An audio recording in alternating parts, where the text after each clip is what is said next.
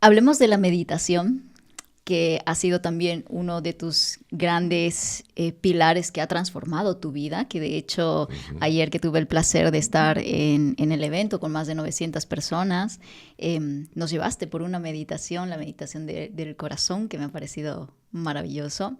Cuéntanos, ¿cuál es, en función y según las neurociencias, qué sucede en nuestro cerebro a la hora de hacer una meditación? Vale. La meditación que escuchaste, Mariana, ayer, la meditación del corazón, es una que creé hace tiempo, sencillamente para favorecer que las personas se quisieran más. Y yo cuando hago la meditación, delante de la audiencia, yo cierro los ojos, por tanto no estoy viendo lo que sucede. Empezaron a decirme los organizadores de los eventos que veían que tenía un impacto en las personas increíble, que lloraban, que se tocaban el corazón, la región precordial con un cariño y tal, y me dijeron, esto es algo increíble. Empezaron a entrevistar a las personas y dijeron, es que esto me ha movido tremendamente por dentro, me quiero mucho más, tal. Entonces me lo dijeron. Y decidí irme a un estudio de grabación muy bueno, en Madrid en este caso, y grabar la meditación del corazón y ponerla a disposición de todo el mundo que quiera en mi página web, www.marianosopuig.com, y que se la desciendan de forma gratuita. ¿Qué es lo que hace esta meditación y qué es lo que hace la meditación en general? La meditación en general lo que hace es desconectar un circuito que se llama el circuito o la red neuronal por defecto, y este circuito es el circuito de la distracción. Y lo que hace es activar otro que se llama la red ejecutiva central, que es la red de la presencia plena, la red donde tú estás en el aquí y en el ahora. ¿Qué ocurre? Que esa red está asociada a una mejora en la creatividad, en el funcionamiento del sistema inmune, en las relaciones personales, etc. Es decir, de alguna manera, esta práctica meditativa, esta práctica de quietud cambia el modo en el que opera de manera anómala el cerebro, pero nos hemos acostumbrado, que es la distracción permanente. Me está diciendo una cosa, estoy pensando luego tal. Y nos centra en lo que sucede ahora. Y eso tiene una repercusión muy positiva, tanto a nivel de eficiencia mental como de salud. Con la meditación del corazón, lo que yo he buscado es activar fundamentalmente lo que se llama el cíngulo anterior. El cíngulo anterior es una estructura por la que siento pasión. Yo siento pasión por el cerebro desde que tengo prácticamente uso de razón. El cíngulo anterior es una estructura que es la que nos conecta. Tiene una gran cantidad de receptores de oxitocina.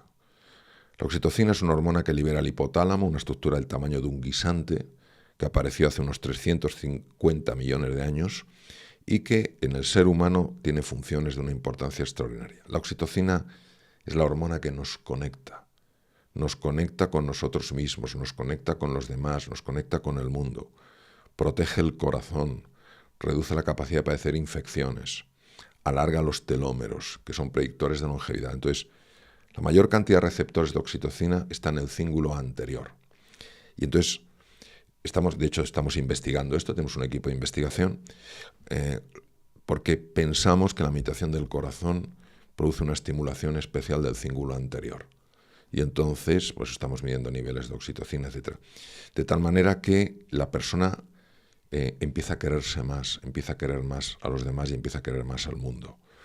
Es muy interesante porque a veces se dice que los reptiles no tienen cerebro emocional, sistema límbico, pero no es cierto, sí lo tienen.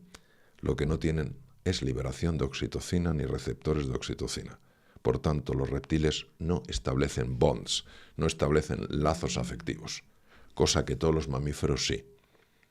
Entonces es muy bonito y eso es lo que hace. Y por otro lado, la quietud, pues de alguna manera que no es parar los pensamientos, se van parando de forma normal, de forma escalonada, o si no se paran dejan de atraer tanto tu atención. La quietud, al reducir el ruido mental, favorece que conectemos con lo más profundo que hay en nosotros y podamos ver dos tipos de cosas.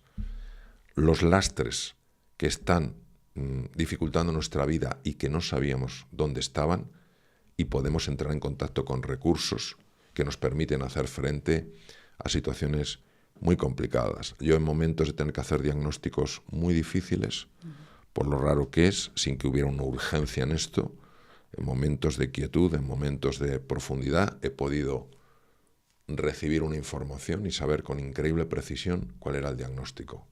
Y no había error. Yo recuerdo hace unos años atrás, cuando descubrí el mindfulness en una clase a la que fui justo cuando vivía en Madrid.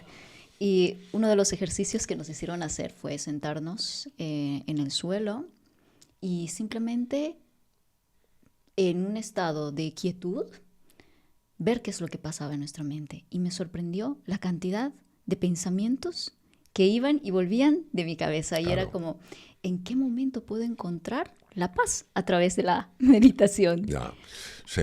Yo voy a decir algo ahora que va a ser muy disruptivo, entonces necesito terminar mi exposición para que se entienda lo que quiero decir. La mayor parte de los problemas que tenemos los seres humanos son causados por nuestro pensamiento. Y claro, la sensación que tenemos es que si no pensamos, no existimos. De hecho, somos hijos de Descartes. Descartes, el padre de la filosofía racionalista en el siglo XVII, dijo cogito ergo sum, pienso, luego existo. Es decir, él atribuía el existir al pensar. Es decir, porque pensamos, existimos. Con todo mi respeto y admiración por la obra de Cartesio, que fue espectacular, me gustaría traer a colación lo siguiente. ¿Qué es mejor? ¿Pensar o estar atento? Fíjate, si yo estoy pensando ahora, Marianne estará a gusto o no estará a gusto con esta entrevista, se sentirá cómoda conmigo, etcétera, etcétera, estoy pensando. Es lo que se llama la teoría de la mente, estoy intentando leer tu mente. Pero si yo estoy plenamente atento, y no puedo estar plenamente atento si simultáneamente estoy pensando, porque entonces tengo dividida la atención entre observarte y pensar. Si estoy plenamente atento, de manera natural estaré captando ese lenguaje no verbal que me está diciendo si realmente estás a gusto conmigo o no en la conversación. Por tanto, cuando uno piensa, no está atento. El pensamiento y la consciencia están enfrentados. Y nosotros, en lugar de trabajar la consciencia, el estar atentos, trabajamos el pensamiento. Y por eso cometemos tantos errores. Porque cuando divides la atención no puedes ver todo lo que existe. Yo he practicado durante muchos años el coaching, ahora por temas de agenda muchísimo menos, ¿no? Y una de las cosas que un coach tiene que hacer es leer el lenguaje no verbal de su coachee. ¿Cómo voy a poder leer el lenguaje no verbal que es tan sutil si estoy simultáneamente pensando a ver qué le digo, cómo le ayudo, cómo le dejo ayudar, qué querrá decir? Entonces es eso. Cuando una persona realmente está en el aquí y en el ahora, no está pensando. ¿Quiere decir que el pensamiento no sirve? Quiere decir que el pensamiento tiene su utilidad, pero no puede sustituir a la capacidad de prestar atención. ¿Cómo podemos entrenar a nuestra mente para vivir en el aquí y en el ahora, para prestar atención? Pues es mucho más sencillo, que no más fácil de lo que uno cree. Por ejemplo, yo ahora sé que estoy en el aquí y en el ahora. ¿Cómo lo sé? Porque no tengo conciencia del tiempo que ha pasado. Yo me paro en el instante eterno. Entonces, sé que estoy en el aquí y en el ahora. Una persona, yo soy un gran amigo del mundo de la gastronomía española, ¿no?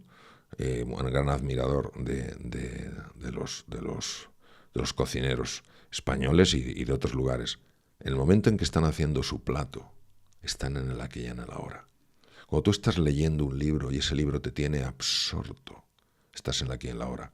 Cuando estás dando un paseo por esta naturaleza tan maravillosa que tenéis en Andorra, y no estás dándole vueltas a lo que harás después, sino que estás disfrutando el paisaje, estás en el aquí y en el ahora.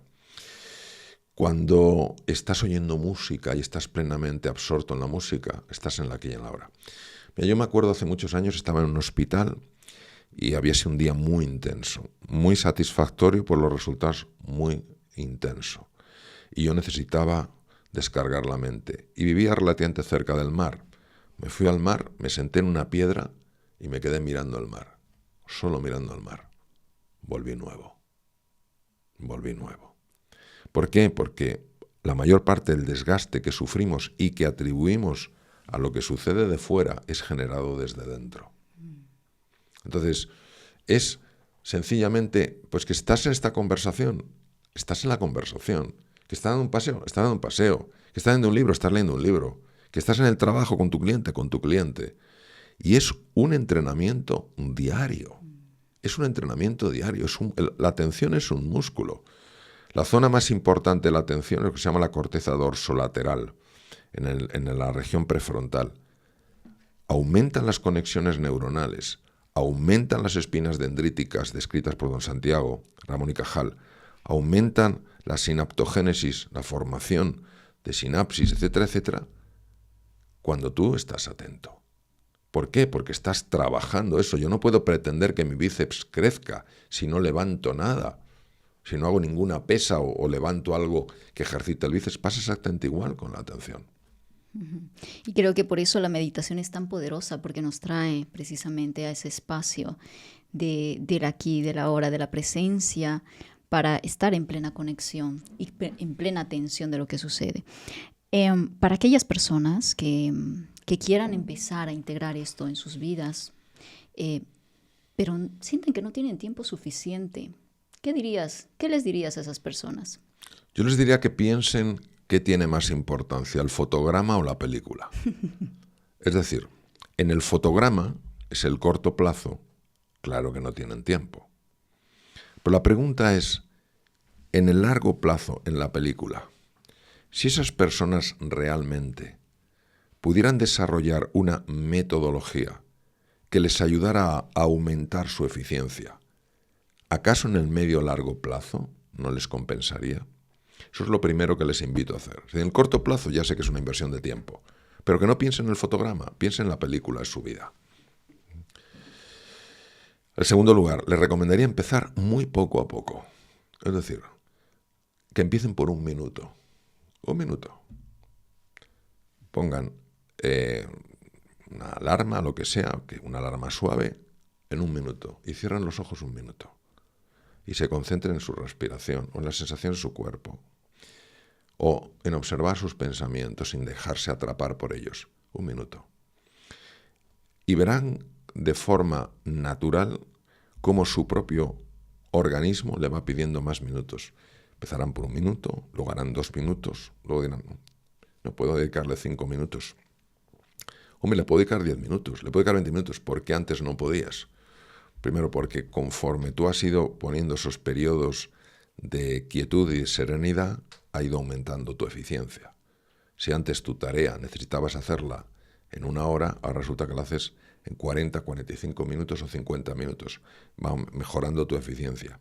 Y por otro lado, la mayor resistencia no es a que no tengamos tiempo. La principal resistencia es a nivel mental.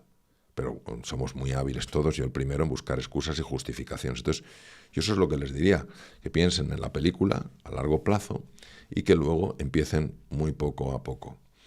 Hoy en día en algunos de los centros más importantes del mundo, universidades, hospitales, centros de negocios, se ha introducido la meditación como una parte normal de la actividad. Y son centros que no son de filosofía o centros que puedas decir, no, es que estos están en otro mundo, ¿no? Estamos hablando de, por ejemplo, en Silicon Valley. Yo he estado en Silicon Valley, me han invitado a alguna empresa y colaboro con un centro allí y se practica la meditación y es lo más normal del mundo. Nadie ve a alguien con los ojos cerrados ahí tal diciendo, bueno, esta persona tendría que estar trabajando. No, lo que está haciendo es cuidándose para poder rendir al máximo y estar más sana.